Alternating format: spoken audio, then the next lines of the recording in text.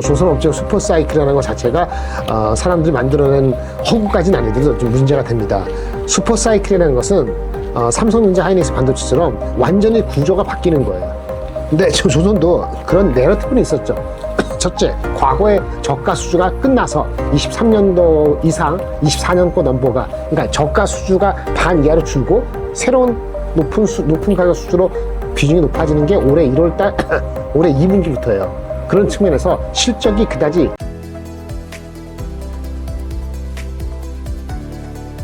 매주 화요일 저녁 8시에 진행되는 무료 특강 아래의 링크에서 신청하세요. 검은 월요일 공포 이후 시장이 강하게 반등하는 모습을 보였는데 향후 증시 변동성은 어떻게 전망하시며 투자자들은 어떤 전략으로 대응하는 것이 좋을까요? 그 변동성이 심한 거는 저희 나라만 그런 건 아닌 것 같습니다.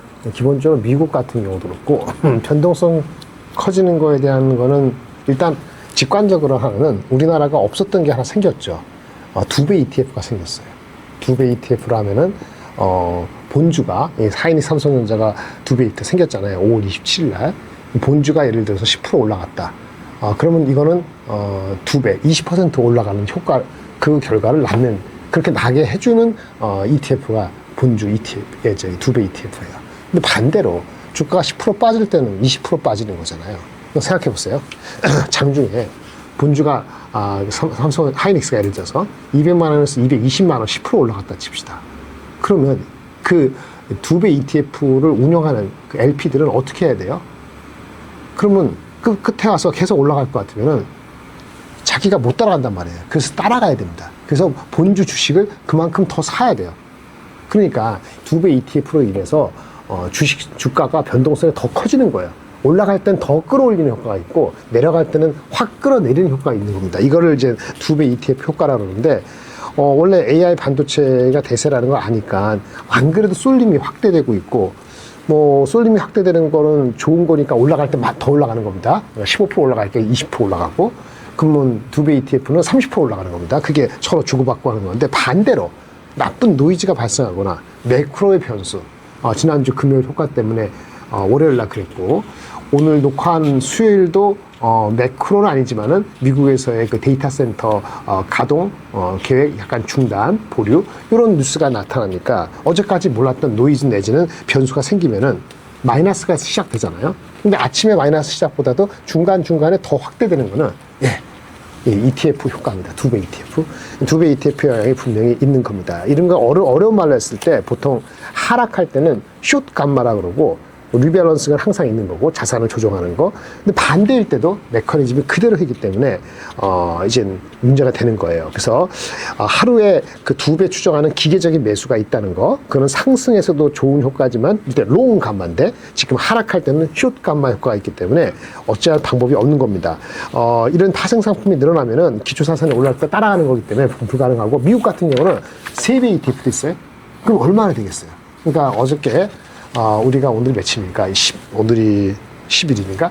10일인가? 하여튼 오늘 그 수요일 날 하는데 미국이 마이크론이 무려 어떻게 봤는지 아세요?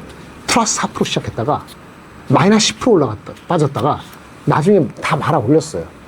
그런 거, 그 정도가 2배 ETF, 3배 ETF의 효과라고 보시면 돼요.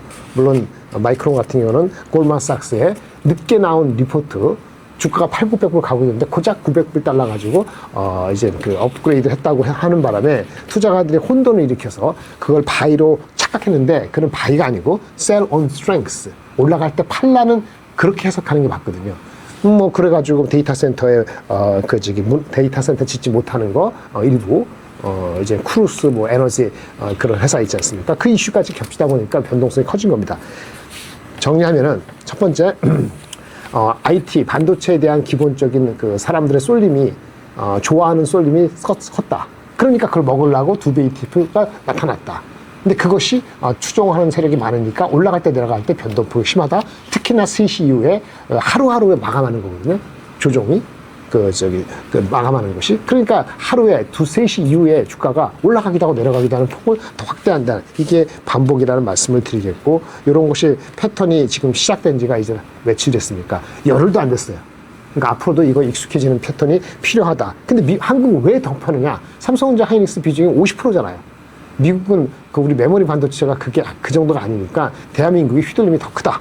2배 ETF 쏠림 이거의 역작용이다 라고 말씀을 드릴 수 있겠고요. 어떻게 하느냐라는 그런 얘기가 있을 텐데 우리가 정확히 하면은 아까 말한 것처럼 삼성전자 하이닉스의 펀더멘털이 어떠냐 하면은 그걸 보셔야 돼요. 삼성전자 펀더멘털 믿고 무조건 사라? 이런 이상한 소리 안 할게요.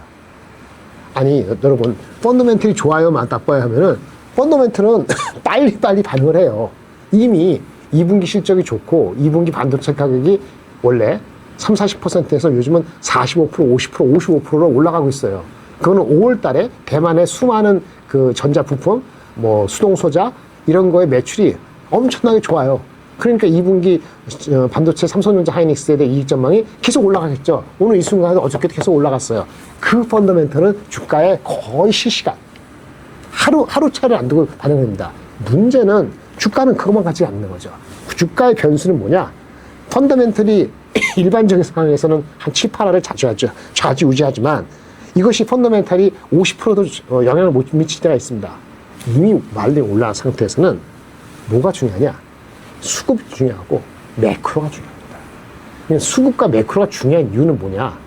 수급은 아까 말한 EB ETF 포함해서 그 다음에 대한민국이 부동산에서 그 자금이 이쪽으로 오는 거 그런 근본적인 돈의 무브도 있고 ETF 같은 단기적인 변동성이 있고 뭐 연기금 같은 것이 대한민국의 주식을 얼마나 그 비중을 하느냐 이런 규정 전략의 변화도 있고 외국인들이 대한민국을 리레이팅을 보느냐 환율이 원화가 강세가 될 수도 있다고 보느냐 이 외국인의 심리 연기금의 전략 ETF 근본적인 그 다른 자산에서 반도체 주식 자산으로 몰리는 그런 지속성 이런 것들 수급이잖아요.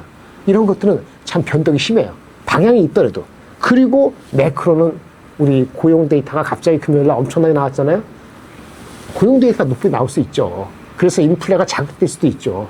그래서 금리가 인상될 수도 있죠. 그런데 그 정도의 문제예요. 고용 데이터가 9만 명 생각했는데 17만 명?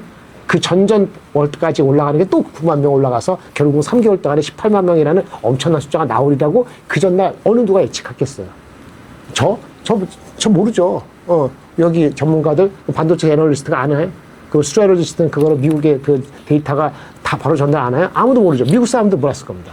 그렇게 예상하지 못한 거가 특히나 매크로에서 변수가 일어나면은 매크로가 아까 말씀드린 수급이 펀더멘털이 지금 삼성전자 하이닉스가 아무리 좋다 하더라도 그것을 어느 순간 하루 이틀은 펀더멘털이 30%밖에 영향을 못 미치고 매크로와 수급이 80%, 70% 영향을 주는 거예요. 그러면 그 변동폭이 과거에는 마이너스 5%가 마이너스 7%, 8% 일시적으로 갈 수가 있는 겁니다. 그래서 주식을 어떻게 하느냐? 여러분들의 성향을 분명히 하셔야 돼요. 여러분이 하루에도 5분 단위 또는 10분 단위, 분 단위로 투자를 하면서 오늘 하루하루를 사고팔고 해서 오늘 시작할 때 3억 갖고 했어. 근데 오늘 시작할 때 3억 갖고 현금 갖고 했어요. 다 샀어, 아침에. 아니면 뭐 그렇게 했어. 근데 저녁 때 다 팔아. 예를 들어서 이런 패턴으로 하시는 스캘퍼로 할 것이냐. 아니면 데이 트레이딩, 한 2, 3일에 한 번씩은 다 마감하는 거 할 것인지. 그 자기의 투자 기간이 중요하고요. 그리고 제가 말씀드린 아까 뭐 매크로라든지 매크로는 여러 가지 변수가 있는데 기준금리도 있고 유가도 있고 그것이 다 반영되는 10년물 국채, 미국 국채도 있고 뭐 이런 것들 지정학적 이슈가 있는데 예상하지 못하는 것들이 어떻게 반영하느냐에 따라 갖고 우리가 움직일 수도 있죠. 매크로에 따른 또는 펀더멘털에 있어서의 어떤 가격의 차이 어떤 그러한 것들은 예민하려면 임계점을 정해야 돼요. 내가 예를 들어서 미국의 10년물 국채가 4.5까지 버틴다. 4.7 가면은 위험 선호수 주식들은 IT나 반도체 주식은 내가 먹었으면 무조건 반 이상 판다. 뭔 임계점을 정해야 돼. 이걸 뚫으면 내가 어떻게 하겠다. 꼭 팔겠다는 게 아니죠. 거꾸로 임계점이 뭐죠? 기준금리 인상이 2번 정도 생각하고 있는데 실제 2번을 해가지고 더 이상 인상 안 한다. 뭐 그러면 그것도 변곡점, 임계점이 되면은 주식을 산다든지. 뭐 이런 것도 있고요. 삼성전자 하이닉스가 여기 핵심입니다. 잘 들으세요. 삼성전자 목표 주가 420만 원, 하이닉스가 270만 원이에요. 또 그러니까 또 김장훈 씨 모르는 이상한 소리 하네. 목표주가 60만 원도 있고 400만 원도 있는데 왜 지금 42만 원하고 270만 원 얘기합니다. 목표주가는 30몇 명의 애널리스트가 갖춰 사는 거예요. 여러분들이 기분 좋다고 높은 목표주가 60만 원 하면 항상 사죠. 왜 걱정하십니까? 28만 원이면 사고 32만 원도 아무 눈 감고 사죠. 컨센서스를 왜 중요해요? 사람들이 비슷하게 생각하는 거잖아요. 그러니 지금 목표 주가가 42만 원을 하고 270만 원 하면 지금 컨센서스 30명이 모아놓은 그 컨센서스 기준에서 할인해가지고 들어가십시오. 할인은 뭐죠? 그게 틀릴 수 있으니까. 제가 얘기하는 게 아니고 워렌 버핏도 그렇고 옛날 벤자민도 그랬고 전부 다 아무리 좋은 주식도 그거가 틀릴 수 있기 때문에 거기서 할인해서 이른바 안전하다는 마진을 두고 들어가라고 하셨어요. 그럼 42만 원, 270만 원에 0.78. 기분이 좋을 때 0.8, 0.7이 아니고 매크로가 안 좋거나 불안할 때는 0.7. 그러니까 42만 원은 0.7 하면 나오죠, 숫자가? 30만 원 밑에가 나오고요. 하이닉스 270만 원에 0.7 하면은 한 190만 원 나올 겁니다. 예를 들어서 이 얘기는 제가 녹화하는 오는 순간이 아니고 이번 주 월요일 날 화요일 날 아침에 장 시작하기 전에 다 말씀드렸던 겁니다. 방송을 통해서나 제 구독자들한테. 그러면 그 정도 갈 때까지 기다릴 줄 아셔야 돼요. 더 위에 사도 문제가 안 될 수 있어요. 1개월 지나고 2개월 지나면 어느 삼성전자가 진짜 40만 원 될 수도 있고 하이닉스가 진짜 250만 원 될지도 몰라요. 근데 그 틀릴 수도 있잖아요. 그래서 안전마진 곱하기 매크로가 안 좋을 때 0.7, 기세가 좋을 땐 0.8. 근데 결코 어느 시점에 목표 주가가 있으면 그 목표 주가에 거의 근접했을 때나 마진이 15%도 안 남았을 때는 일단 주춤하시는 게 맞다. 이걸 드리는 겁니다. 지금 마찬가지입니다. 오늘 녹화하는 이 순간에도 월요일 날 10% 올랐다가 장이 10% 빠졌다가 화요일 날 8% 빠졌다가 화요일 날 8% 올랐습니다. 기분 좋았지만은 오늘 아침에 새벽에 미국에서 변동성이 컸어요. 반도체 필라델피아 지수가 마이너스 10%, 9%에서 마이너스 2%까지. 개별적으로 마이크론 주식은 플러스 4에서 마이너스 10이라는 엄청난 그 변동폭이 있었는데 아침을 시작하는 대한민국 장이 그만큼 변동이 없으리라고 보는 것도 이상하지 않습니까? 그래서 한국도 어저께 8% 오른 거에 반을 토해냈는데 장중에는 마이너스 6, 7% 갔어요. 그 마이너스 6, 7% 갈 때 결코 공포에 팔지 마시고 no sell on fear. 거꾸로 어저께처럼 왜 마이너스 8% 되고 그 다음날 바로 8% 올라갑니까? 그거 정당하다 보십니까? 흥분해서 하신 사람이 없을까요? eBay ETF 때문에 막판에 올라갈 때 그냥 부안해동하지 않았나요? 여러분이 안 해도 여러분 친구들이 할 수 있죠? 그걸 눈치채셔야 돼요. 그래서 부안해동, 이른바 FOMO죠. FOMO, 이거 잘 설명 안 드려도 되겠죠? Fear on missing out. 못하면 어떡하지? 올라가는데 이 FOMO에 의해서 사면 안 돼요. No buy on FOMO. 이 두 가지만 안 해도 계좌가 녹진 않아요. 더 잘하는 사람은, 저도 이걸 잘 못하죠? 김장현 씨 뭐 투자 안 해봤는데 이상한 소리 말라고? 이상한 소리 못하죠. 저는 투자 못합니다. 제 딸도 못해요. 정확히 말하면 저는 ETF하고 경험합니다. 그러니까 저한테 그런 얘기 하지 마시고 진짜 잘하는 사람은 buy on fear입니다. buy on fear. 공포가 있을 때 언제 왔어요? 월요일에 왔었죠. 그때 그 가격대 삼성전자 하이닉스 저점 가격이 제가 월요일 아침 시작하기 전에 말씀드린 목표 주가의 70%, 즉 안전마진 30%한 가격에 거의 일치했어요. 그럴 때 사시는 겁니다. 근데 그럴 때 팔면 안 되는 거죠. 그렇죠? buy on fear는 상당히 고수가 돼야 되는 거지만 그걸 지향해야 되고요. 지양해야 되는 거는 그 fear에 파는 겁니다. 어저께 팍 올라갈 때 buy on FOMO 하지 마시고 남들이 미친 듯이 살 때 리즌이 안 따라오면은 sell on FOMO를 하셔야 되는 겁니다. 그걸 지향하고요. 연습을 하셔갖고 3년은 걸립니다. 그리고 최소한 그 FOMO에서는 사지 마셔야 됩니다. 왜 이렇게 제가 목 놓아서 얘기하냐면 삼성전자 하이닉스가 대한민국의 50%고요. 그게 가장 민감하게 매크로도 움직이고 반도체가 움직이기 때문에 여러분 이거 잡지 못하면은 평생 안 돼요. 이거 잡지 못하는데 스몰캡 갖고 그거 할 수 있을 것 같습니까? 스몰캡 갖고 삼성전자 하이닉스 갖고 아세요? 그거 알 정도면 여기 방송 안 들어오실 겁니다. 그 종목에 대해서 아는 거 애널리스트 출신도 모든 30개를 알 수는 없어요. 그러니 철저하게 아시는 거죠. No buy on FOMO, no sell on fear. 목표 주가 컨센서스 기준, 여러분의 기분 좋아서 높은 목표 주가 아니고 다른 사람들이 인정한 컨센서스는 보통 장이 올라갈 때는 약간 보수적으로 보여요. 근데 거기다가 0.78로 접근하는 방식을 하신다면은 그리고 임계점을 정하는 거죠. 제 임계점은 매크로에서 10년물 국채가 미국이 4.7을 넘어가면은 장은 없다고 봅니다.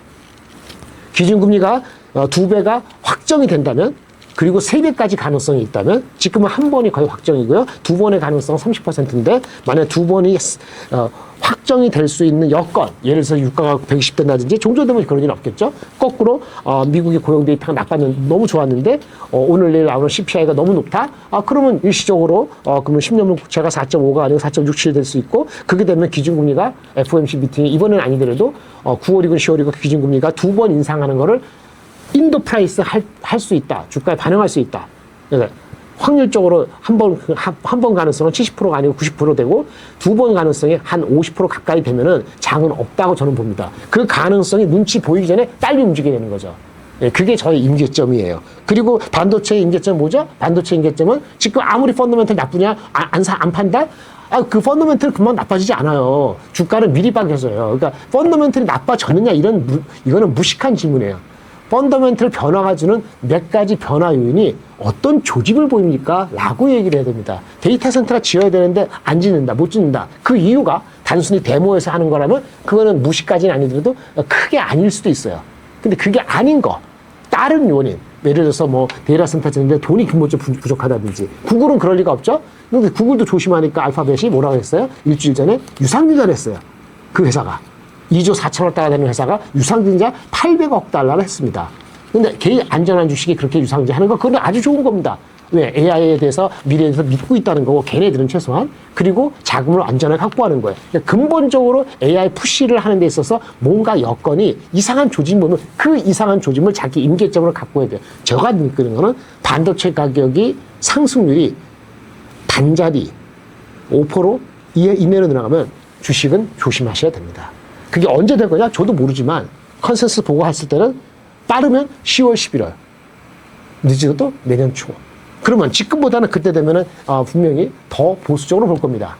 그렇기 때문에, 그런데 그렇게 그때 가서 10월, 11월 가서 반도체 가격이 5%, 3% 상승이 아니고 또 10% 올라간다면 목표 주가가 지금보다 컨센서스가 높아지겠죠. 그러면 지금보다는 조금 더 높은 가격에 사도 되는 거예요. 근데 지금 입장에서는 그 레벨이 다르다는 얘기를 말씀드리면서 투자 기간, 자기가 스캘펀지, 데이트레이든지 아니면 진짜 한번 사놓으면 그래도 펀더멘털이 아주 크게 조짐이 나쁘지 않게 너무 변동이 안 된다면 3개월은 가져갈 수 있는 투자 기간, 임계점 정하시고요. 그리고 지식은 있어야 됩니다. 무슨 지식이냐? 쓸데없는 거 다 아실 필요 없어요. 제가 반도체나 아니면 테크놀로지 알듯이, 전자학과 출신이 알듯이 여러분들이 알 방법이 없습니다. 챗GPT가 아무리 발달해도 그거 보고 이해할 시간이 없어요. 투자할 때 필요한 만큼, 근데 투자할 때만큼 필요한 만큼의 지식이라는 것도 아주 만만한 건 아닙니다. 제가 막 개런티하죠. 3년은 걸립니다. 대학교 졸업하고 이 전공 안 한 사람들, 똑똑한 친구들도 2년 걸릴 거고요. 일반인들 3년, 5년 걸립니다. 그거 투자 안 하고도 주식은 먹을 수 있어요. 주식은 먹을 수 있어요. 그거 없더라도. 근데 주식이 만약에 뭉개지고 임계점이 내려갈 때, 그때 자신 있게 아니면 오래 버티는 거는 지식이 있어야지 그게 가능합니다. 그래서 적당한 지식이 중요합니다. 적절한 지식. 하지만 헷갈리지 마세요. 대충 아는 지식은 아닙니다. 적정한 지식의 함정에 빠지지 말고 임계점을 갖고 있고 투자 기간을 확실히 정한다면은 지금 여러 가지 얘기한 변동성 주가에 대해서 그렇게 두렵지만은 않을 거라는 서사를 많이 말씀드립니다. 오늘 녹화할 거에 상당 부분은 이걸로 끝이 날 수 있기 때문에 이렇게 일단 말씀을 드렸습니다. 외국인 수급 상황이 좋지 않은데요. 앞으로 이 흐름이 언제까지 이어질 것이라고 보시나요? 외국인 흐름은 계속 안 좋을 겁니다. 희망 갖지 마세요. 우리가 그 MSCI 선진국 추세 편입돼서 외국인이 한국인에 대한 예를 들어서 투자를, 글로벌 투자자가 한국에 대한 투자를 비중이 아마 2%, 3% 안 될 겁니다. 예를 들어서. 이게 연말에 세팅하죠. 근데 지금 중간이잖아요. 중간이죠. 그게 바꿀 것 같으세요? 갑자기 왜 바꿔? 삼성전자 이익이 높아진다 해서 한국에 대한 비중이 원래 2.5%였는데 야 이거 장난 아니네? 빨리 바꿔야 되네? 3.5% 이렇게 올릴 것 같습니까? 그런 일 없습니다. 국민연금은 그렇게 할 수 있죠. 우리 정부의 지도 편달에 의해서. 그러니까 중간에 우리 한국 국민연금이 15%를 연말에 가져가기로 했다. 근데 주식이 많이 올라서 이미 20% 됐는데, 20몇 % 됐는데, 이거를 준수하게 되면 앞으로 연말까지는 주식을 팔아야 되네? 그러면 수급이 영향이 됐네? 지도 편달 통하죠. 근데 외국인은 안 그렇죠. 외국인이 한국을 보는 기본적이 바뀌어야 돼요. 기본적으로 뭐가 바뀌느냐? 중간에 안 바뀐다고요? MSCI 편입 같은 거. 이게 결정적입니다. 근데 MSCI 선진국 편입이 되는 거는 하기 전에 선진국에 편입될 수 있는지 여부를 관찰하는 관찰 대상국으로서 선정되는 게 중요해요. 그게 7월달, 6월달 얘기가 되고 있었던 겁니다. 이것이 아마 하이닉스 ADR보다 훨 중요합니다. 하이닉스 ADR이 지금 6월달에 미국의 SEC로 승인받으면 8월 지나가기 전에 상장한다고 하지 않습니까? 그럼에도 불구하고 매크로가 흔들릴 때 오늘 빠지는 거 보세요. 200만 원대 겉에가 말까 그러잖아요. 대한민국을 바라보는 거 MSCI 선진국의 관찰 대상국으로 편입될 수 있을 것이다. 외환시장 개방하고 나면 어쩌고. 그 얘기가 언제부터 나왔어요? 작년부터 나왔어요. 지금 임박했어요. 그 주가가 안 움직이죠. 예. 그게 되면은 움직일 수 있어요. 되면은 관찰 대상으로 되기 때문에 그 다음부터 2년 뒤 되더라도 사실은 실제 외국인이 야 이거 진짜 어쩔 수 없다. 한국의 비중은 기본적으로 높여야 된다라는 그거를 발휘하는 건 실제 편입될 때 임박했어요. 2년 거쳐서 편입할 것인지 안 할 것인지 2년 걸려요. 하지만 스마트머니들은 빨리 움직일 수도 있지 않을까? 이거에 대한 기대입니다. 그래서 7월 달에 우리가 만약에 관찰 대상으로 편입만 되더라도 일정 부분의 새로운 자금이 들어오지 않을까라고 생각하는 게 기대입니다. 단, 이게 기계적으로 자동적으로 들어오진 않습니다. 기계적으로 자동적으로 들어오면 아까 말한 것처럼 2년 걸린다 했잖아요. 그러니까 스마트머니가 얼마나 스마트하게 들어오느냐 그거 달려있어요. 나중에 2년 뒤에 관찰 대상국에서 벗어나서 진짜 편입되잖아요. 그러면 MSCI 선진국 지수라는 걸 추종하는 자금이 있잖아요, 전 세계에. 그게 12조 달러, 18조 달러 그러는데 그거의 1, 2%가 어떻게 들어오냐에 따라서 누구는 30조, 누구는 150조 정도가 들어온다 하죠. 뭐 30조 정도가 들어오면 껌이죠. 우리 하루 거래가 얼마인데. 150조 이상 들어온다면 꽤 임팩트가 있습니다. 한꺼번에 들어오지 않거든요. 네, 그런 측면에서 한국이 MSCI 관찰 편입국으로 선진국으로 편입될 수 있을지 모르니까 관찰하자라고 올해 7월 달에 만약 확정이 된다면은 그러면 대한민국 밸류가 지금 7배가 8배가 안 되고 있는데 이 기본적인 밸류에이션을 높여서 베팅하려는 세력이 생길 거다. 요게 핵심이에요. 그러면 스마트머니들이 예를 들어 삼성전자가 7배였어. PER이. 근데 계속 7배, 6배에서 헤매고 있을 텐데, 헤매고 있을 수도 있는데, 이거를 어느 순간 야근야근 그 비슷한 생각을 갖고 외국인들이, 야, 이거 2년 뒤 달아졌으니까 이 주가가 7배가 뭐야? 그럼 이게 힘이 비슷하게 모아지면 어느 순간에 뭐 1주일이고 2주일이고 하면서 이게 7.0배가 7.23배, 5배 이렇게 이익에 대한 전망이 바뀌지 않았음에도 불구하고 밸류가 높아질 가능성이 있어요. 그거가 가장 중요합니다. 그때 됐을 때 외국인이 아까 한국을 계속 파는 거에 대한 게 멈추거나 낮아질 수 있어요. 이게 근본적인 거고요. 단기적인 거는 우리나라 외국인이 한 거 중에 또 하나 이슈는 뭐냐면 아주 최근 거는 스페이스 X 지분을 스페이스 X가 상장이 내일 모레 임박하지 않았습니까?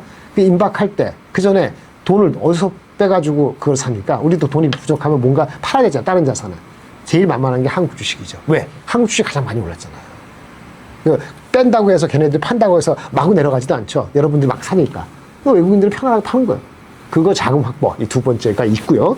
세 번째는 원래부터 많이 나온 거. 아까 말한 것처럼 외국인이 2%로 한국을 샀는데 지금 7개월, 8개월에서 주가 많이 올랐어요. 삼성전자 하이닉스 지분, 그 율 자체, 개수로서 지분은 줄였지만은 삼성전자 하이닉스가 주가가 워낙 많이 아웃퍼폼하다 보니까 삼성전자 하이닉스가 아웃퍼폼에서 더 많이 올라간 그 가격 때문에 원래 2% 세팅했던 것이 3%, 4%가 된 거란 말입니다. 그러면 이거를 중간중간에 3개월에 한 번, 한 달, 1년 내내 두는 게 아니고, 외국 같은 경우는 1년 내내 들었다 연말에 가서 하는 게 아니고, 3개월에 한 번씩 보통은 큰 데는 리밸런싱이라 해서 줄이게 돼 있다고요. 근데 그거 줄이는 게 바꾼다고요? 안 바꿔주죠. 다시 돌아갈게요. 리밸런싱 계속 있다? 리밸런싱이 없어, 이렇게 하려면 주가가 안 가면 돼요. 두 번째, 그럼 스페이스X 거는 이제 맞물이 되겠죠. 예, 스페이스 거는 스페이스X를 위해서 한국을 매도했던 거는 한국만 매도한 건 아니죠. 미국 내에서도 마이크론 팔고 뭐 메모리 팔고 한 게 있는데 어쨌든 한국 주식을 그렇게 판 그거는 조금 수그러들 겁니다. 그거 기대하고요. 세 번째 MSCI는 대봐야 하는 거죠. 그렇다면 지금 그거에 매달려서 외국인이 언제 돌아와요 이렇게 할 수는 없는 거죠. 이상입니다. 최근 증시가 반등에 성공했지만 아직 안심하기는 이르다는 의견도 많은데 본격적인 상승 추세 전환은 언제쯤 가능하다고 보시나요? 본격적인 상승은 종전이 돼야죠. 종전이 되면 유가가 하락하죠. 지금 높더라도 빨리 하락할 수 있습니다. 뭐 그렇다고 70불로 가느냐 그건 퀘스천이지만 80불 때까지는 금방 갈 수 있습니다. 그러면 설사 CPI 넘버가 높게 나오더라도 그거는 후행적인 거라 보고 앞으로 나올 CPI는 낮을 거라 보기 때문에 유가가 하락한다 종전이 된다면 그거는 금리 인상에 대한 우려를 또 낮추어주는 반대 작용 긍정적으로 됩니다. 이게 핵심입니다. 결론적으로는 미국이 금리 인상에 대한 우려, 한 번으로 끝나지 않고 계속 오를 수 있는 우려를 완화시키는 것이 종전과 유가 하락이 역할을 할 수 있기 때문에 그것이 상승 전환을 하는데 가장 중요한 매크로적인 변수입니다. 그리고 두 번째, 미국의 마이크론에서 6월 25일 날 실적을 발표되죠. 삼성하이닉스한테 매우 중요합니다. 이게 잘 나와야 됩니다. 참고로 6월 25일 날 아직 멀었지만 그때 실적이 나오는 분기 실적이 3, 4, 5월달 실적이 나오는 게 걔네 2026년도 3, 4분기, 걔네 회기년도 2026년 3, 4분기가 3, 4, 5월달 실적이 6월 25일 새벽에 우리나라 시가 발표됩니다. 여기에 대한 컨센서스는 이 분기 3, 4, 5월달에 EPS 그 예상이 시장에서 여러 애널리스트 한 건 19.5달러로 기억합니다. 어떻게 비슷하죠? 20달러를 하고 곱하기 4개 하면 80불이고 뒤에 갈수록 높아지면 100불 나올 수 있잖아요. 그래서 지금 컨센서스가 27년도 컨센서스, 27년 컨센서스는 올해 26년도에 9월 달부터 시작되는 게 얘네 1, 4분기예요. 올해 9월에서 내년도 8월까지가 27년도 회기년도에 27년도인데 그때 컨센서스가 아무리 생각해도 100불, 120불 나올 거라 보고 있고 그 100불 낮게 잡더라도 그거 해서 100불이 높은 게 아니에요. 100불 했을 때 900불이면 9배입니다. 이게 좀 높으면 낮겠죠. 그러니까 지금 대충 9배 조금 넘는 거예요. 그래서 이 9배 조금 넘는 게 지금 왜 이렇게 만들어지냐? 걔네가 더 높아져야지, 주가가. 아니면 이익전망이 더 높아져야 되잖아요. 그렇게 돼야지 삼성전자 하이닉스가 7배, 8배로 높아지는데 도움이 되지 않겠습니까? 걔가 안 주면 안 돼요. 그래서 19.5달러 나오는데 그러면 이게 19.5달러가 얼마나 나와야 되느냐? 20불 나오면 주가가 서프라이즈 할까요? 아닙니다. 우리가 보는 컨센서스는 웃기죠. 주가가 이미 올라간 상태에서는 우리가 보는 컨센서스는 평균값인데 시장에서 주가가 올라간 상태에서 실질적으로 기다리는 거 그걸 뭐라 하냐면 whisper number 속삭이는 거고요. 영어로 했다 뭐라 그러지 마세요. 미국 사람 만든 거니까 할게요. 그건 뭐예요? 속삭임 넘버라예요? 속삭임 숫자라예요? 영어로 따지지 말아요. 꼭 여기 또 따지는 분 계시더라고. whisper number 미국 사람들이 공식적인 거 말고 야 이거 이렇게 얘기하는 거 속삭임 숫자 이렇게 하면 될게요. 그 숫자는 훨씬 높다는 속삭임이 제가 듣고 있습니다. 되셨나요? 그게 23불, 24불까지 나오고 있어요. 근데 찍힌 넘버는 20불이 안 되고 있어요. 그럼 주가가 어느 정도 나와야지 서프라이즈 하거나 긍정받아질까 생각해 보십시오. 얼마 전에 브로드컴이 97점 맞아야 이 녀석이 92점 맞았다고 주가는 80점 맞으면 내처럼 내팽개쳤죠. 그런 게 시장이 기대치하고 실제 반응이 다른 거예요. 항상 그래서 아주 민감해야 됩니다. 넘버를 봐야 됩니다. 넘버의 이면도 봐야 돼요. 그리고 그 넘버가 주가에 반영이 돼 있는가도 미리 예측해야 돼요. 혼자 하지 마시고 옆에 있는 사람 눌러보세요. 그게 다 많이 기대가 높으면은 실적이 웬만큼 잘 안 나오면은 셀드 뉴스 나올 수도 있습니다. 어쨌든 그래서 아까 유가 가지고 매크로 얘기했고 그것이 좋은 방향이 돼야 되고 두 번째는 실적 시즌에 우리 마이크로 실적 6월 25일 날 그다음에 7월 초에 삼성전자가 잠정 실적 발표됩니다. 그 날짜는 잘 기억 안 나는데 보통 첫 주 목요일이나 금요일인데 삼성전자 마이크론 삼성전자의 마이크론 같은 경우 3분기 우리는 2분기인데 분기 실적이 서프라이즈 또는 대체로 만족스러운 가이던스까지 나오는 것이 두 번째 조건입니다. 세 번째는 한국이니까 원화가 안정화돼야 돼요. 원화가 이렇게 계속 약세면 어렵습니다. 얼마 전에 개입을 해서 1550 갈래다가 좀 내려앉은 게 다행이라고 하지만 여전히 원화 약세가 있는 상태에서 뚜렷한 환율 안정이 전제가 돼야 되는 겁니다. 이 세 가지 것이 가장 중요하다 하겠습니다. 현재 구간에서 삼성전자와 SK하이닉스를 추가 매수해도 되는 자리인지 아니면 조금 더 지켜봐야 하는 시점인지 의견 부탁드립니다. 목표 주가 안전 마진 또 똑같은 얘기인데 70% 안전 마진이 되면은 용기를 내셔도 됩니다. 그게 막 핵심이고요. 이미 많이 갖고 계신 분들 굳이 더 하실 필요 없어요. 단 매크로가 뚜렷하게 아까 말씀드린 전제 조건 매크로가 뚜렷이 안정화되면은 추세 추종으로 매매하셔도 됩니다. 그게 언제일지는 저도 봐야 돼요. 그러니까 매일매일 저하고 얘기할 수 없잖아요. 근데 그걸 봐야 돼요. 근데 지금은 추세 추정을 해서 목표 주가가 300만 원, 30만 원, 40만 원, 50만 원 넘어가니까 계속 높게 나오니까 무조건 따라서 나는 30만 원에 사서 29만 원에 사고 35만 원에 사고 40만 원에 사고 이렇게 한다면 주식을 보실 필요가 없죠. 높은 목표 주가 보니까 제가 목표 주가는 무빙 에버리지 무빙입니다. 타겟 무빙 타겟이에요. 그러니까 타겟이 계속 움직인다는 거예요. 그리고 타겟이 움직일 때 지금 업으로 올라가는 걸 생각하고 주식을 산다는 거니까 그 매크로가 뚜렷이 안정화되는 시그널을 포착하거나 거기에 베팅을 하셔야 됩니다. 남들 똑같이 포모 왔을 때 그때 사시면 안 돼요. 웃긴 거죠. 뭐 어떻게 하라는 거냐? 목표 주가가 떨어져서 사라고. 목표 주가 근처 가서 사지 말라고요. 그 다음에 아까 말씀드린 것 실적이 나올 때 컨센서스만 만족시켜서는 주가가 막상 그때 갔을 때는 그때는 안 갈 수 있다. 이걸 하시는 거고요. 그걸 꼭 기억하시면 좋을 것 같습니다. 지금 현재 목표 주가는 삼성전자 42만 원, 하이닉스 270만 원이고 최고가는 삼성전자 50만 원 후반대에서 60만 원대가 보통 최고가 근처고 하이닉스는 300만 원 중반에서 400만 원이 꽤 많긴 합니다. SK하이닉스의 6월 주가 흐름은 어떻게 전망하시며 현재 구간에서 가장 중요하게 봐야 할 변수는 무엇이라고 생각하시나요? 똑같은데요. SK 6월달이나 삼성전자나 하이닉스 똑같죠. 그 매크로가 흔들리면은 언제든지 200만 원 근처에서 왔다 갔다 하고요. 목표 주가 250만 원, 70만 원으로 가는 거는 매크로 안정이 돼야 되고요. 실적에 대한 전망은 좋게 나올 겁니다. 실적에 대한 예상은 좋게 나올 겁니다. 근데 우리가 아는 예상 전망은 삼성전자가 보통 지금 낮게 잡은 게 80조 후반, 요즘에 높게 잡은 건 90조 후반까지 나왔어요. 거의 100조. 하이닉스는 낮은 게 보통 60조 초반, 지금 70조 초반까지 나왔어요. 왜냐면 상향되고 있습니다. 그러니까 높은 거 기준으로 삼성전자 90조 후반, 하이닉스 70조 초반까지 나와 있어요. 그러니까 이게 앞으로 더 올라간다고 했을 때, 그 올라가는 속도만큼 주가가 안 올라가면 나중에 한 손에 우측할 수 있는데, 그 여부는 매크로의 변수가 아까도 말씀드린 되기 때문에 그거를 무조건 추정하기는 어렵다고 봅니다. 설사 그거가 나오더라도 목표 주가 자체가 300만 원, 뭐 이렇게 50만 원 하더라도 곱하기 0.7, 뭐 곱하기 뭐 0.7 정도 하면은 현재 주가에서 엄청나게 추정만 할 수 있는 그런 그러니까 진입하는 가격이 무조건 높아지냐 이건 아닙니다. 그러니까 여러분들 봤을 때 내가 34만 원에 샀는데 어떻게 해요? 이런 거에 대한 답변은 드릴 수가 없어요. SK하이닉스가 2026년에는 얼마까지 갈 수 있다고 보시는지 전문가님의 목표 주가를 듣고 싶습니다. 그 애널리스트 갖고 있는 목표 주가의 평균 정도만 보고 있습니다.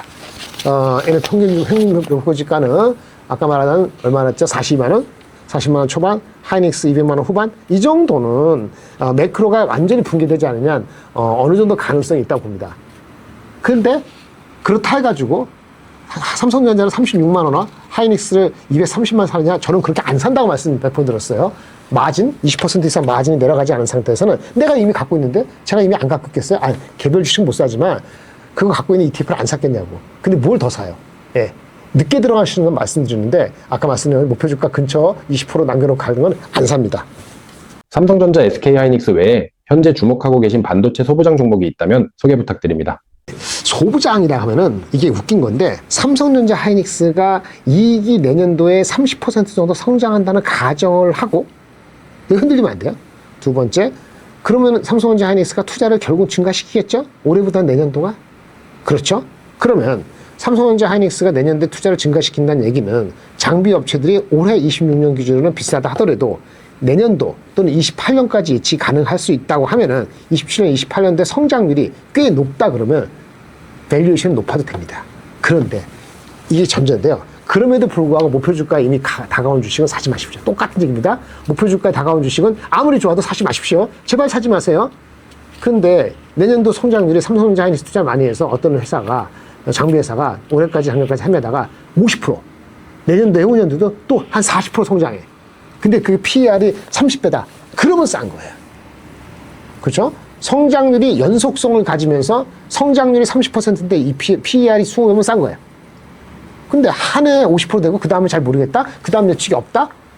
그렇죠. 이러면은 그러면 30배 이상이 비싼 겁니다. 그러니까 그런 기준을 가져야 돼요. 그러면 이제 소부장이 그런 거에 부합하는 종목이 있었냐 없었냐 있다가 없다 있다 없다가 난리를 칩니다. 이렇게 말씀드리고 그러니까 개별 조금 걸었죠. 그러면 어떻게 하느냐. 삼성전자 하이닉스에 매달리는 소부장. 삼성전자 하이닉스가 아니고 다이렉트로 미국의 빅텍, 구글이나 엔비디아한테 다이렉트로 움직이는 회사. 그렇죠. 아니면 AI의 익스포저가 높은 회사. 아니면 여러분들 잘 모르는 개별 주식에 대해서 작더라도 베팅을 할 만한 가치가 있는지 리스크를 조금 안고 갈 것인지 탓하지 마시고 비중을 10% 이상 하면 안 됩니다. 조금만 주식은. 이렇게 구분한다면 지금 여러 사람들이 스트럭처리 구조적으로 변했다고 하는 종목이 삼성전기입니다. 그래서 삼성전기는 똑같은 거예요. 목표 주가가 지금 평균적으로 하이는 300만 원이지만 최근가 평균하면 한 50만 원 할 겁니다. 250만 원 곱하기 0.7, 0.8 해보세요. 얼마 나오는가? 거기까지 쫓아갑니다. 거기까지 쫓아간다는 게 아니라 쫓아갈 수도 있습니다. 쫓아갈 수 있는데 하이닉스 삼성전자가 너무 많이 빠졌어. 그러면 먼저 삼성전자 하이닉스 돌려놓고 삼성전기 나중에 가겠죠. 우선순위 다른 겁니다. 그러니까 삼성전자 하이닉스가 전제가 투자가 문제였고 삼성전자 하이닉스 주가가 많이 안 빠졌다고 합니다. 삼성전자 하이닉스 주가가 억울하게 많이 빠져갖고 삼성전자 하이닉스가 목표 주가하고 괴리가 25% 30%가 아니고 35% 그랬어. 그러면 그거 먼저 사죠. 지금 말씀드리는 개별 종목이 아무리 좋아도 삼성전자 하이닉스가 괴리가 많이 벌어졌다면은 매크로가 안정이 아직 안 된 상태에서는 삼성 하이닉스가 무너지면 없다 우리다 이렇게 보기 때문에 삼성전자 하이닉스 멈춥니다. 그런데 삼성 하이닉스가 지금 우리 그 목표 주가 대비했을 때 보통 30% 정도 그쵸? 거의 30% 가까운 게 떨어졌기 때문에 이게 더 이상 안 빠지고 올라간다는 전제를 가지고 만약에 전체 장이 무너지지 않고 올라간다 하면은 탄력 있는 종목이 뭐거나 아니면 그래도 펀더멘틀이 뭐냐 했을 때 삼성전기가 펀더멘틀리 구조적으로 변했다고 봅니다. 그래서 얘네들이 갖고 있는 목표 주가 300만 원 하지 마시고 평균적으로 최근에 평균 정도 하신 거에 70% 80% 안전바지를 하면은 그러면 삼성전기는 트레이딩이 가능하다고 봅니다. 두 번째, 이 정도는 아니더라도 이 정도 크지 않더라도 진짜 보통 얘기하는 소부장인데 두 번째도 여러분이 아는 보통 소부장은 아닙니다. 일반 장비업체가 아니라는 거죠. PCB 기판업체. CPU가 좋아지잖아요. CPU가 바뀌잖아요. 케빈 캐시가 어쩌고저쩌고. 그럼 CPU 바꾸면 거기 PCB 기판 사업이 놓았습니다. 네, 기판 사업이 놓았어요. 기판 PCB. 기판하고 PCB는 좀 다릅니다. 사실은 기판은 칩이 있고 인터포저가 있고 밑에 그 연결시켜주고 맨 밑에 PCB 중간에 있는 게 기판이에요. 기판주가 사실은 더 스트럭처리는 더 안전적입니다. 기판주가 뭐냐? 코리아 서킷, 대덕전자, 심텍 이런 종목들이 있어요. 근데 그 종목들이 덜 빠졌어요. 목표 주가하고 괴리가 적다고요. 근데 PCB는 미리 빠졌어요. 그래서 스트럭처에는 기판이 더 좋은데 주가는 지금 여유가 조금 있는 게 이스페타시스. 사실은 녹화하기 전에 며칠 전에는 두산이 더 여유가 있었어요. 근데 두산이 올랐어요. 그래서 이게 참 어려운 게 우리가 2주에 한번 만나는데 매일매일 봐야 되는 거예요. 네. 이렇게 말하고 또 며칠 뒤에 올라갈 때 그 사이에 또 올라가면 꽝인 거예요. 제가 말씀드린 삼성전자 이스페트에서 다 모든 게 목표 주가에서 80% 근처 넘어가면은 건드리지 마세요. 내 거 아니고 타이밍이 안 맞은 거예요. 그 얘기입니다. 근데 그나마 펀더멘털 근본적으로 문제가 없고 목표 주가 괴리가 좀 벌어져 있는 상태에서는 스트럭처리 바뀐 걸로 따지면 뭐가 더 편하다고요? 코리아 서킷 같은 기판이나 삼성전기가 더 나아요. 근데 목표 주가 괴리가 좁혀진 상태이기 때문에 미리 빠진 이스페타 시스템 PCB도 괜찮다. 지금은 굳이 따르면 이렇게 했고요. 세 번째는 우리가 아는 그 소부장 중에서 이것도 장비 하다 보니까 장비주가 없네. 장비주보다는 다른 걸 좋아하는 건데 ISC라고 있습니다. 리노공업하고 다른 회사입니다. 리노공업은 애플 같은 휴대폰을 관련되는 거고요. ISC는 AI 관련되는 테스트 소켓입니다. 성장성이 좋습니다. 그 다음에 비교할 수 있는 게 있어요. 대만의 윈웨이라는 회사가 있습니다. 그 회사가 PER이 60배가 아니고 80배? 엄청 높거든요. 그래서 ISC도 높은 별리를 받는데 이게 목표 주가 30만 원까지 높게 있는데 지금 최근에 20만 원가 많이 빠졌어요. 그래서 괴리가 벌어졌어요. 괴리가.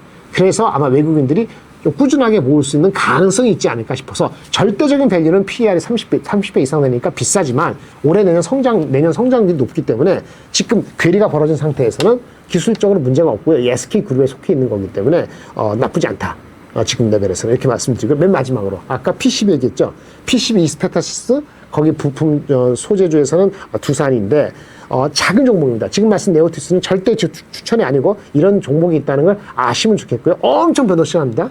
하루도 10% 왔다 갔다 해요. 분할하지 않으면 매도건 매수건 낭패 볼 수 있습니다. 밸류가 아직은 비싸지 않은 것 같아요. 제가 봤을 때. 하지만 이게 3천억도 안 되는 주식입니다. 뭐 하는 회사냐? PCB의 반도체 꼽는 거잖아요. 이렇게 칩들 연결시키는 PCB. PCB는 뭐 어떻게 만들어요? 재료도 있지만 구멍을 뚫어야 돼요. PCB 구멍. 이 손톱만한 구멍이 아니고 뭐 엄청 작은 구멍들을 많이 뚫어야 됩니다. 그 뚫을 때 뚫는 소모품, 드릴 비트라고 있습니다. 그 소모품을 만드는 게 네오티스예요. 네오티스. 일본에 이런 회사가 우리 네오티스보다 10배 이상 비싼 회사가 있습니다. 그 유니언 툴이라고 그 회사를 참고하시고 밸류에이션을 비교하시기 바랍니다. 최근 시장에서 젠슨황 랠리라는 말이 나올 정도로 AI 관련주들의 기대감이 높아지고 있는데 진짜 수혜주는 어떤 기업들이라고 보시나요? 유감스럽게도 젠슨황 랠리 관련되는 AI 관련 수혜주라고 하면은 너무 러프한데 일단은 방향은 맞아요. 뭐가 됐든 말씀드리기 전에 시간이 걸립니다. 그래서 속도가 어떻게 빠를지 알 수가 없습니다. 똑같은 얘기네요. 오늘 내내 30번 얘기하죠. 목표 주가가 있는 주식만 건드리십시오. 근데 목표 주가와 괴리가 벌어졌으면은 네, 길게 본다면 오케이입니다. 길게 본다는 게 한두 주 내에 한두 달 내에 여러분들 산다고 지금 싸다고 산다고 해서 돌아오는 게 아니에요. 왜? 탄력 있는 주식 산다니까. 삼성전자 하이닉스가 더럽게 빠지면 그거 사지. 이거 먼저 사겠습니까? 당연히 안 그렇죠. 그래서 얼마만큼 시간을 가지고 속도를 기다릴 수 있느냐가 중요하고요. 당연히 목표주가 괴리가 있어야 되는데 최근에 젠슨왕이 돌아가시고 나서, 그러니까 백하기 직전부터 주가는 도루마무탈됐죠. 원래 흥분하기 전에. 그러니까 이제부터는 다시 관심을 가질 수는 있습니다. 근데 서두른다고 좋은 게 아니니까 서두르지는 않을 것 같아요. 이런 쪽으로는 젠슨왕이 와서 우리한테 좋은 일 시키라고 온 거 아니죠. 자기네 GPU 팔면서 이 AI 생태계를 확대하려는 건데 미국하고 뭐 중국은 좀 그러니까 그 다음에 만만하다는 게 아니고 역동적인 나라가 우리나라밖에 없지 않습니까?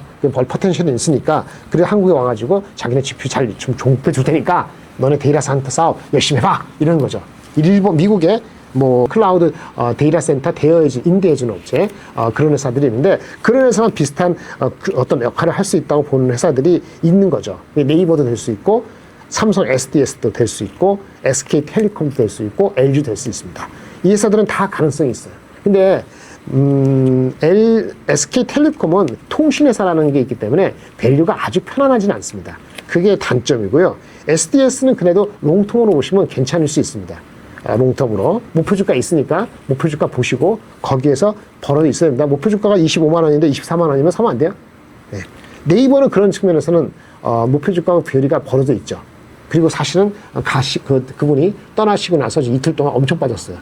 그런 측면에서 관심을 갖는 게 맞는데 곤혹스럽긴 합니다. 네이버. 저도 사실은 그분이 가기 전에 가고 따서 에너지 리포트 보니까 저는 긍정적으로 봤는데 주가가 이틀 연속 빠져서 개인적으로 좀 어지럽기도 하고 한데 주가가 실점만 갖고 되거나 내러티브만 갖고 되는 게 아닌데 장기적으로 봤을 때는 네이버, 삼성 SDS 정도는 그래도 관심을 갖는다 이렇게 말씀드리겠습니다.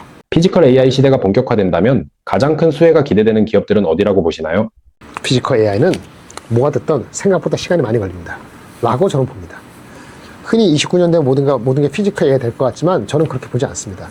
가장 큰 거는 피지컬 AI를 하는데 부품들이 이렇게 손가락 관절 관련된 것도 있고, 무엇보다도 여러 가지 부품들이 들어가는데, 감속기 관련되는 것도 있고, 이런 것들이 그렇게 완벽하게 하는데 시간이 걸려요. 두 번째, 사람들 정책적으로, 노조, 사람을 자르고 피지컬 AI로 되면서 로봇을 많이 활용해야 되는데, 그것도 그렇게 순조로울지 잘 모르겠어요. 분기점은 28년이 맞습니다. 왜냐하면은, 맞죠? 28년인가 27년, 28년 넘어갈 텐데, 미국이 그 3대 그 자동차가, 파업을 하고, 엄청 났던 거 기억이 나실지 모르겠는데 그때 아마 연봉을 엄청 높였을 거예요. 근데 그게 또 세월이 지나서 5년 맞지? 2023년에 그랬던 것 같은데 28년이 맞네. 이거 5년 지나고 재계약을 해야 되네. 노동자들 다 자르고 싶죠? 제가 그러는 거 아니에요. 노동하지 마세요. 미국 입장에 다 자르고 싶지 않겠습니까? 또 파업하고 지랄하면 예. 미국같이 레이오프가 유연하다는 것도 그게 신경 쓰는 거죠. 로봇이 28년까지 엄청 잘 되면 확 바뀔 수 있습니다. 사람들 왕창 자를 수 있어요. 우리같이 정년까지 보장해 주는 거 없잖아요. 그게 되면은 날아가는 겁니다. 근데 그게 그렇게 될지 안 될지 알 수 있을까요? 26년, 27년, 28년. 대통령 마지막인데. 얘네, 미국의 대통령이 4년이잖아요. 27년, 28년 마지막이잖아요. 대통령 선거 한참에 있을 텐데, 그게 민주당, 공화당이 지금 좀 셀지? 민주당이 어떻게 될지? 예, 그게 있기 때문에 민주당의 반대가 있으면 아마 로봇을 그렇게 확 피지컬해가지고 자동차 생산에 여러 가지 데서 이렇게 마구잡이가 아니고 편하게 할 수가 있을 것이냐? 라고 봤을 때 한국만큼 어렵진 않겠지만 그래도 미국도 다른 당이 있으니까 대통령 선거를 치르는 게 28년이기 때문에 어떨지 모르겠어요. 그게 된다면 생각의 분기점이 되는 거죠. 28년도 확 바뀐다라고 베팅한다면 사시면 됩니다. 언제? 목표주가 대비 70% 이하. 근데 더 걸릴 수 있다고 저는 개인적으로 보기 때문에 우선순위가 반도체나 AI나 다른 수소보다 아닙니다. 라고 보고요. 그 다음 질문이 아마 어떤 수혜가 있을 것이냐 기업인데 당연히 수혜가 있다면 현대차 모비스밖에 없죠. 기아는 지분도 작고 현대차가 많이 올라가고 모비스가 많이 올라가면 따라갈 겁니다.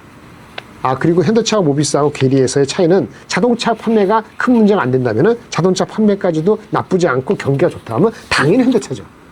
근데 자동차 판매나 매크로가 애매하다라면 현대차가 좋을지 현대모비스가 좋을지는 헷갈리죠. 그럼 어떻게 하냐? 현대차 모비스 다 사면 됩니다.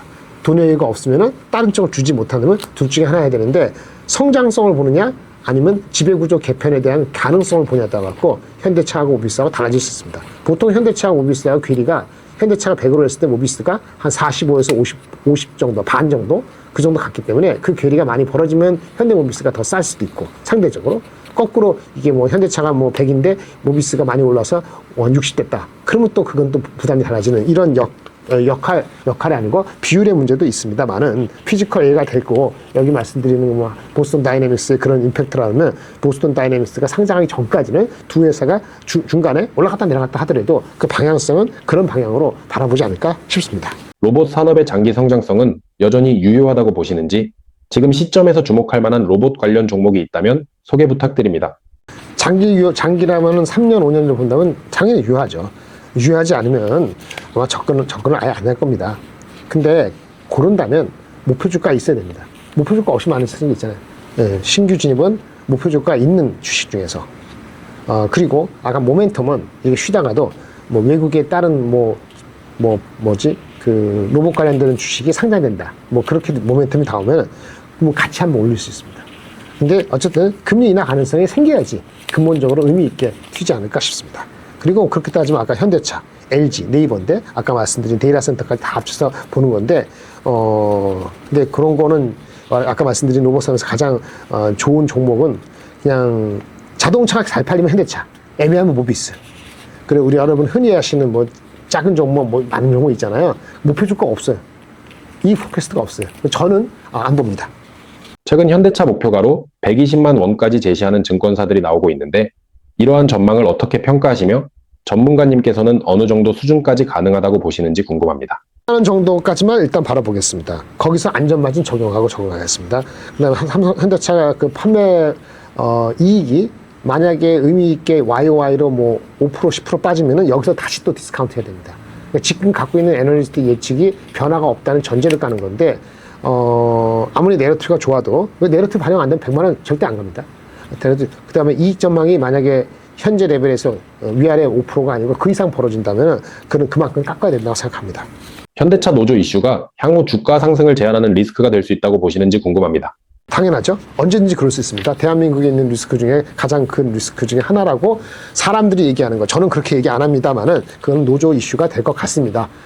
성과금 많이 나눠주고 하면 되겠지만 딴 나라는 그렇게 안 하니까 우리는 그렇게 하자는 거 아니겠어요? 얼마 전에 성과금 무조건 나눠주는 것도 뭐 주총을 거쳐야 되는 거 아니냐 그런 법안을 추진한다는 얘기가 있는데 그 여러 가지 이해관계가 있어 그것도 그렇게 될지 안 될지 모르겠는데 그런 것도 투자자들 외국인 투자자들 입장에서는 와치하는 포인트라고 보긴 합니다만 어쨌든 현재 입장에서 크게 달리지 않은 상태에서는 노조 이슈라는 것은 부정적인 질문을 하신 것 같은데 그 부정적인 질문에 변화가 없다 하면은 당연히 그거는 주가의 상승은 어느 순간에는 지금이 아니더라도 할 수 있다고 봅니다. 현대차그룹은 2030년까지 국내외를 합쳐 총 약 160조 원 규모의 자금을 자율주행, 로보틱스, SDV, 수소에너지 등 신사업에 집행할 계획인데요. 가장 기대하고 계신 분야는 무엇인가요? 기대하는 건 당연히 이제 그거는 그 자율주행 쪽인데 실제 될 수 있느냐는 것은 잘 모르겠어요. 그래서 여러 가지 버티고 진짜 장기적으로 하는 거고 아까 말한 것처럼 2030년까지 투자한다는 건 뭐죠? 2030년 이후로 바라보는 거잖아요. 사업을 하시는 분들에서 이걸 집행하는 계획이 있는 거하고 제가 기대하는 건 다르죠. 저는 그게 주가가 언제 빨리 될 거냐는 거죠. 지켜봐야 됩니다. 현대차, 현대모비스, 현대오테버 중 지금 한 종목만 선택한다면 어떤 종목을 선택하시겠습니까? 꼭 하나를 해야 된다 하고 다른 주식은 못 산다, 법적으로 금지한다 하면 모비스를 지배주적 개편의 가능성을 주고 먼저 고려를 하는데 철저하게 분할로 길게 두고 할 수는 있다고 봅니다. LG전자와 LG CNS를 비롯한 LG그룹주들의 향후 전망은 어떻게 보시나요? LG전자는 미리 많이 올라갔습니다. 과했고요. 구체적인 전망, 비전이 아니고 그 네이버 비전을 보여준 회사도 안 가는데 LG전자가 얼마 전에 지금 많이 내려가서 조금은 이제 밸류에이션이 비싸지는 않습니다. 이제 많이 내려가서 녹화하는 이 순간에 많이 내려갔어요. 그런데 밸류에이션이 매력이 확 불어나느냐 그 정도는 잘 모르겠어요. 그런 결론은 뭐냐 좀 더 구체적인 손에 잡히는 그런 어떤 그 계산될 수 있는 그런 것들이 제시되는 것이 필요하다고 봅니다. LG CNS는 LG전자보다는 괜찮습니다. 그런데 삼성 SDS보다 더 매력 있느냐 잘 모르겠고요. 비싸지는 않기 때문에 이 섹터 전체적으로 갈 때 갈 수 있는 정도가 아닐까 싶습니다. 네이버가 검은 월요일 당시에는 상대적으로 강한 모습을 보였지만 이후 조정을 받고 있는데 현재 주가 흐름은 어떻게 평가하시나요? 아까 제가 아쉽다고 말씀드렸는데 구체적인 비전의 가능성에 주목을 하고 있는데 저는 조금 시장에서는 맥히지가 않은 것 같습니다. 매크로도 이슈도 있고 다른 이유가 있고 제가 모르는 것도 있고 회사는 나름대로 구체적인 가이던스를 제시했다 봅니다. 그리고 애널리스트도 나름대로 뭐 여태까지 뭐 네이버의 관계 속에서 실망한 게 많아서 그런지 다소는 보수적으로 목표 주가라든지 평가를 한 거 아닌가 싶습니다만은 그래도 리레이팅을 할 수 있는 초기 가능성을 열어뒀다는 측면에서는 긍정적으로 평가하고 싶습니다. 주가가 더 빠진다면 장기적으로 보는 관점에서는 관심을 가지게 된다고 보고요. 이 목표 주가가 지금 병위가 넓습니다. 삼성전도 마찬가지인데 이거 네이버도 25만 원에서 40만 원까지 있습니다. 25만 원이라면 사면 안 되죠. 그래서 그 리포트 한번 읽어보세요. 25만 원 쓴 리포트하고 40만 원 쓴 리포트하고 딱 봤을 때 어디에 마음에 드십니까? 만약 애매하면 중간값 취하십시오. 중간값 취하면 32만 원이 목표 주가입니다. 32만 원 곱하기 7배 하면은 새롭게 들어갈 수 있고요. 장이 좋다 그러면 0.8배 그럼 얼마죠? 24만 원 정도까지는 기다려 볼 수 있다고 보여집니다. 그리고 넘버적으로 말하면 최근에 나온 애널리스트 리포트가 있는데 이가 젠슨왕이 나오고 나서 대온 건데 이제 그 얘기네요. 코어위브 같은 회사들 GPU 기반에서 우리 AI 데이터 센터를 대여해 주는 게 코어위브인데 걔네가 메가와트당 캐파가 있는데 데이터 센터 메가와트당 120억 원 정도의 100억 초반의 매출을 하고 있습니다. 근데 우리가 그 네이버가 5년 뒤에 이 데이터 센터 매출이 20조 원이거든요. 근데 이게 메가와트가 이게 한 1기가와트이기 때문에 메가와트당 200원을 잡았어요. 아마도 투자가 요거 좀 찝찝한 것 같아요. 5년 뒤긴 하지만 메가와트당 200억 원을 기준으로 해가지고 영업이익률 20% 했어요. 근데 코어리브는 지금 메가와트당 매출이 120원 나고 있거든요. 그러니까 200억 숫자가 좀 많아 보이지 않습니까? 그래서 그 예측이 좀 과한 거 아니냐? 이렇게 비판받는 측면도 없지 않아 있습니다. 그래서 요것이 그것이 모아지고 좀 이렇게 조정하는 것이 필요합니다. 거기 실망하지 않았나 생각도 들고요. 어쨌든 메가와트당 200억 회사가 제시했으니까 매출 20조에 영업이익 20%면은 4조 영업이익이 추가되면은 이건 5년 뒤고 그렇게 해서 28년도에 AI 팩토리로 영업이익 추가분을 애널리스트가 계산한 게 있는데 그게 26년도 올해 네이버 전체 이익의 약 10% 정도로 추정된다고 합니다. 그러면 주가는 사실은 한 10% 더 올라갈 수도 있었는데 아마도 미리 올라간 측면이 있다고 하더라도 그 다음에 연속으로 이렇게 20% 정도 빠지는 건 좀 과하지 않나 하는 생각을 개인적으로 하게 됩니다.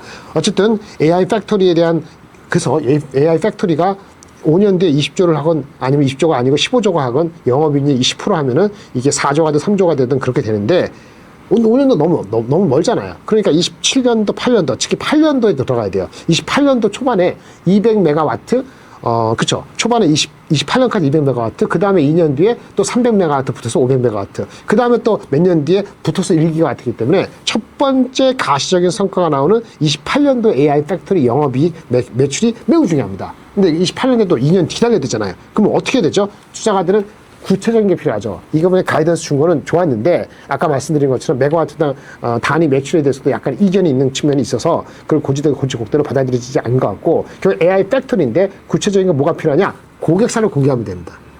네이버가 아직 고객사를 공개 안 했거든요. 어디한테 팔 건데 고객사를 공개해야 되고요. 수주로 확인되면은 증권사의 태도가 더 구체적으로 목표주까지 30만 원, 40만 원, 요 30만 원대가 아직 많은데 그게 더 높아져야지 투자가들 자신감을 갖지 않을까 생각이 들고요. 그리고 이거 뭐 이렇게 이거 하는 데 있어서 뭐 20조 원, 15조 원 5년 뒤에 하려고 하는데 200메가와트에서 500메가와트, 1기가와트를 하려 하는데 5년 거쳐서 자금 필요해요. 그래서 SPV, Special Purpose Vehicle, 특수 목적 법인을 새로 설립해서 자금을 조달한답니다. 그 구조가 어떻게 되는지. 그렇죠? 자금 조달 구조, 그 실제 진행 과정 이런 것들이 변수가 아직은 있기 때문에 속도는 사람이 인식하는 거하고 속도의 차이가 있다는 것이 주가를 아직 주저주저하게 하지 않나 이렇게 생각하고 있습니다. 어쨌든 잘 되면은 아까 코어리브가 대표적인 건데 또 네비우스나 이런 회사처럼 빌려주는 거 그게 네오 클라우드 회사인데 얘네들 가치가 많이 평가되고 있어요.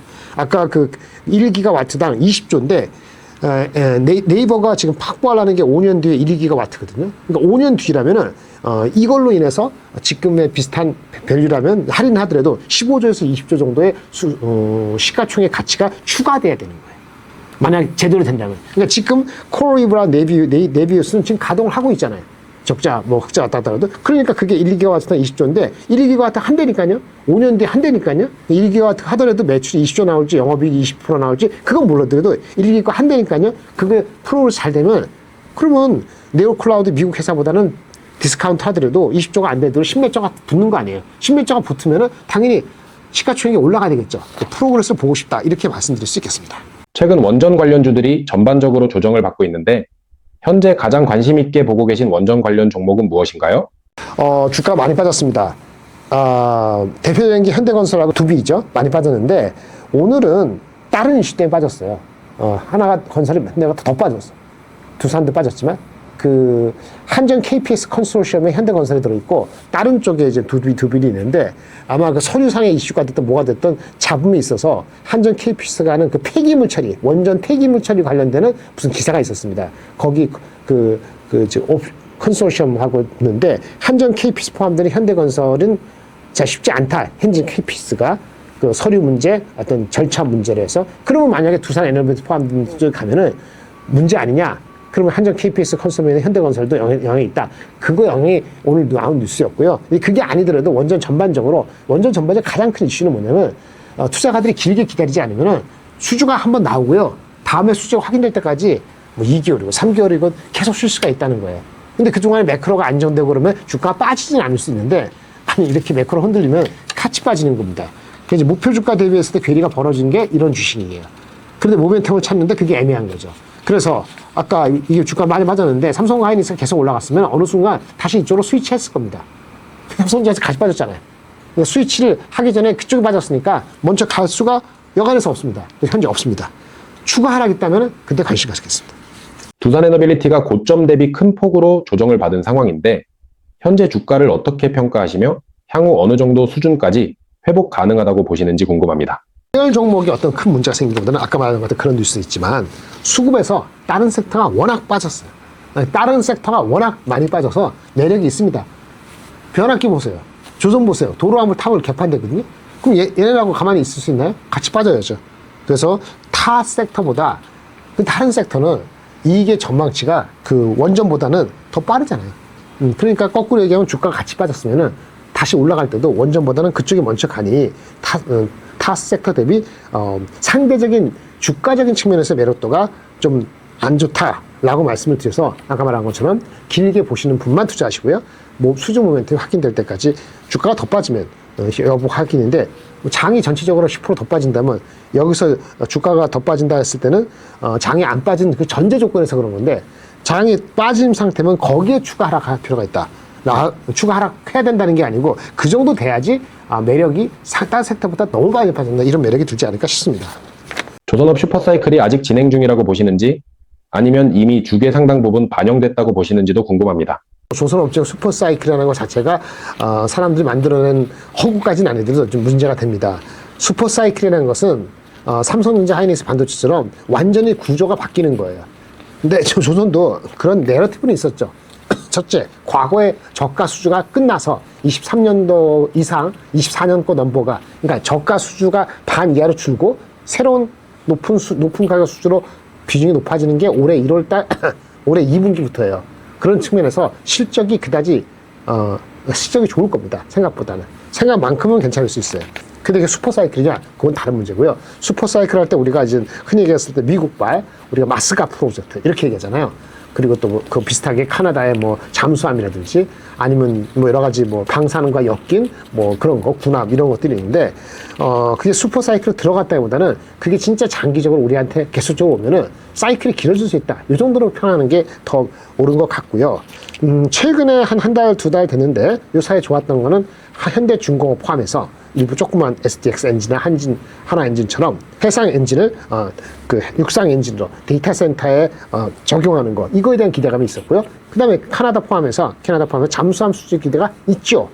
그런 측면에서는 실적이 나오는 7월달 분기로 해서 다시 한번 힘을 받을 수도 있다고 봅니다. 그 주가가 도로 한번 타결됐어요. 지금 레벨에서는 매력이 다시 생길 수 있는 구간이다라고 말씀드릴 수 있겠고요. 육상 엔진, 잠수함 수주 측면에서는 현대중공업, 방산 측면에서는 하나 오시는데 사람들이 믿음이 현대중공업에 더 있는 것 같습니다. 그 다음에 보통 조선주가 안 갈 때 안정적인 거는 삼성중공업 이렇게 얘기해요.